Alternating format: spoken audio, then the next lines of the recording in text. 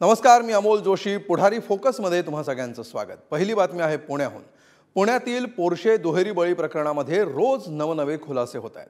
अल्पवयीन तरुणाला वाचवण्याचा प्रयत्न कसा झाला, मूळ आरोपीऐवजी ड्रायव्हरला या प्रकरणामध्ये दोषी दाखवण्यासाठी तरुणाच्या वडिलांनी काय काय प्रयत्न केले याचे अनेक तपशील आता समोर आलेत. त्यामुळे या प्रकरणातली लपवाछपवी आणि पोलिसांची भूमिका यावर देखील प्रश्नचिन्ह निर्माण झालंय. बघूया याबाबतचा सविस्तर रिपोर्ट.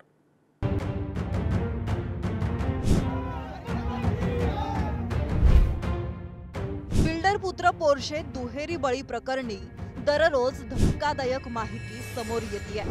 अल्पवयीन आरोपीनं दारूच्या नशेत भरधाव वेगानं पोर्शे खाली दोघांना चिरडला. या प्रकरणातून आपल्या लेकाला वाचवण्यासाठी आरोपी बापानं पुरेपूर तयारी केली होती. अपघातावेळी पोर्शे कार ड्रायव्हर चालवत असल्याचं विशाल अग्रवाल कडून भासवण्यात आलं. मात्र पोलिसांची दिशाभूल करण्याचा प्रयत्न निष्फळ ठरला. या घटनेत गाडीचा ड्रायव्हर बदलण्याचा प्रयत्न झाला. विशाल अग्रवालने आपल्या ड्रायव्हरला खोटा जबाब देण्यास सांगितलं. अपघातानंतर अल्पवयीन आरोपीचे वडील विशाल अग्रवालचा ड्रायव्हरला फोन आला. अपघातावेळी कार तू चालवत होता असं पोलिसांना सांगायला सांगितलं. यावेळी विशाल अग्रवालने कार चालकाला बक्षिसाचं आश्वासन दिलं. विशाल अग्रवालवर पुरावा नष्ट करण्याचा प्रयत्न केल्याचं कलम लावण्यात आलंय. ड्रायव्हरनी सुरुवातीला काही म्हटला होता, काही सुरुवातीला पोलीस स्टेशनला अशा प्रकारचे सांगितला होता की आम्ही गाडी चालवत होतो.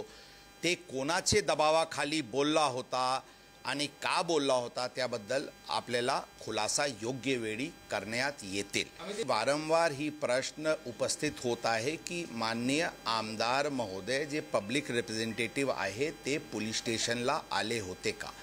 ते पोलीस स्टेशनला आले होते ही it is a matter of record, it is a matter of fact. यामध्ये कोणताही दोन मत नाही आहे. पोलिसांकडून जी कारवाई झाली ती कारवाई नियमानुसार आणि कायदेशीर रीत्याने होती. म्हणून त्यांचे वरून काय दिशा तपासाचे बदलला ही सांगणे संयुक्तिक नाही होणार. विशाल अग्रवालच्या मुलाला पैसा, पोलीस आणि राजकीय वरदहस्तामुळे तात्काळ जामीन मिळाल्याचं बोललं जात आहे. त्यासाठी पोलिसांवर दबाव टाकल्याचा आरोप देखील करण्यात येतोय. यासाठी 2 FIR ची नोंद करण्यात आल्या होत्या. त्यावरून राजकारण पेटलं होतं. त्यावर आता पुणे पोलीस आयुक्त अमितेश कुमार यांनी स्पष्टीकरण दिलंय. सुरुवातीला 304 अ कलम लावून FIR ची नोंद केली. अपघाताचं गांभीर्य लक्षात घेत 304 हे सदोष मनुष्यवधाचं कलम वाढवण्यात आलं. हा एकच FIR आहे, 2 नाही.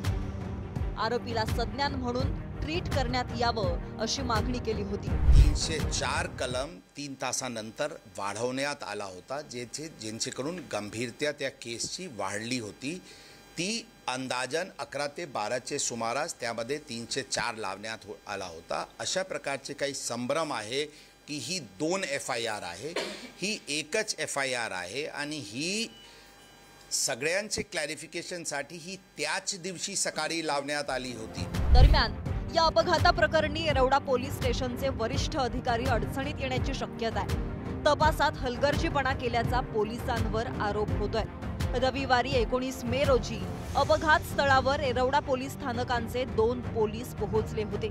पण झालेल्या अपघात आणि घटनेबद्दल त्यांनी कंट्रोल रूमला कोणतीही माहिती पुरवली नसल्याचं आता समोर येत आहे. अपघाताची माहिती कंट्रोल रूमला दिलीच गेली नव्हती असं चौकशीत समोर येत आहे. आरोपीला मेडिकललाही वेळेत नेलं नसल्याचं समोर आलंय. येरवडा पोलीस स्टेशनचे सिनियर PI आणि API अडचणीत येण्याची शक्यता आहे.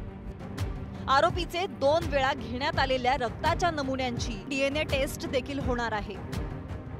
दोन्हीही ब्लड सॅम्पल अल्पवयीन आरोपीचेच आहेत का याची देखील खात्री केली जाणार आहे.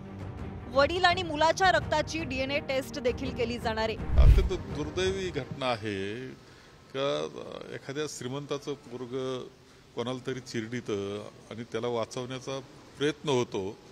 ही दुर्दैवी घटना आपल्याकडे महाराष्ट्रात घडते आहे. आम्ही पाहिलं होतं की आमच्या पैलवान मुली, रेसलर मुली तक्रार करतायत तरी तो खासदार वाचवला जातोय, ते आम्ही पाहिलं. किंवा इकडे पाहिलं कर्नाटकमध्ये कोणाला तरी वाचवलं जातं, हे आम्ही पाहतोय. ते दुर्दैवाने महाराष्ट्रात येऊन पोहोचलेलं आम्हाला दिसतं आहे. महाराष्ट्राच्या संस्कृतीला साजेशी गोष्ट ती नाही. यामध्ये बेल कसा मिळाला हेही तुम्हाला त्या ठिकाणी कळालंय. त्याच्या संदर्भात वेगवेगळ्या बातम्या आल्या. आता बेल न्यायालयाने का द्यावा हा न्यायालयाचा प्रश्न आहे, परंतु त्याच्या संदर्भामध्ये पुढं सगळ्या गोष्टी ज्या काही कडक भूमिका घेऊन घ्यायला पाहिजे तशा पद्धतीनं घेतल्या गेलेल्या आहेत. त्याच्यात कुणीही राजकीय हस्तक्षेप केलेला नाही. त्याच्यामध्ये पूर्णपणे पारदर्शकता ठेवण्याचा प्रयत्न झालेला आहे. अपघात प्रकरणात बिल्डर विशाल अग्रवालने आपल्या मुलाला वाचवण्यासाठी पूर्ण तयारी केली होती.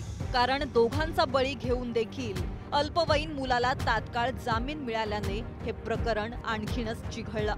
मात्र माध्यम आणि सोशल मीडियावर हे प्रकरण तापल्यानं पोलिसांना तपासाची दिशा बदलावी लागली हे मान्य करावं लागेल. आता या प्रकरणी अल्पवयीन मुलाला कठोरात कठोर शिक्षा होणार का, की पैशांच्या बळावर तो सुटणार, याकडे अवघ्या देशाचं लक्ष लागलंय. बालाजी पोद्दारसह ज्ञानेश्वर चौतमल, पुढारी न्यूज, पुणे.